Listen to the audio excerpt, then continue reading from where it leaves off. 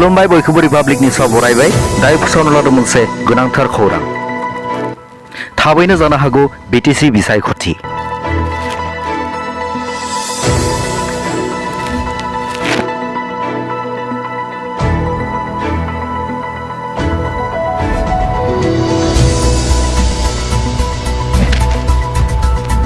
जिल्ला बेंगिरिया गुबुन गुबुन राजखान्थि हान्जाफोरजों सावरायलायदों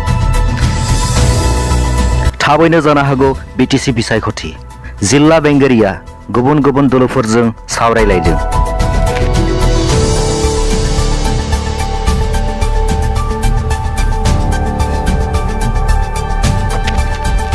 जुलाइ दाननि गिबि सप्तायावनो जानो हागौ BTC बिसायख'थि फिन खनसे बुंदों जुलाइ दाननि गिबि सप्तायावनो जानो हागौ BTC बिसायख'थि सुबुं अनजिमा बांनाय हिसाबै बांनो हागौ भट होनाय मिरु सुबुं अनजिमा बांनाय हिसाबै बांनो हागौ भट होनायनि मिरु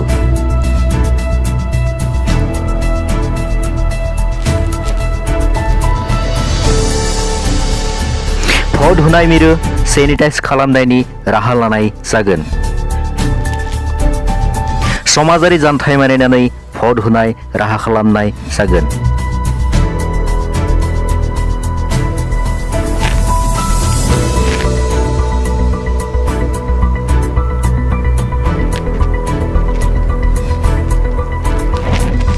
एप्रिल दाननि 4 खालाराव जानो गोनांमोन BTC बिसायख'थिया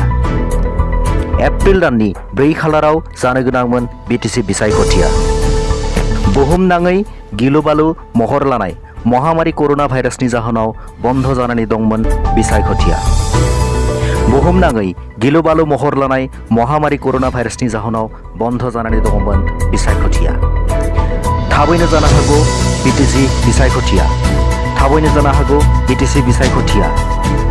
जिल्ला बेंगिरिया गुबुन गुबुन राजखान्थि हान्जाफोरजों सावरायलायदों थांनाय एप्रिलनि 4 खालाराव जानो गोनांमोन BTC बिसायख'थिया नाथाय गिथाव बाथाव महामारी करोना भाइरासनि जाहोनाव बन्द जानानै दंमोन BTC बिसायख'थिया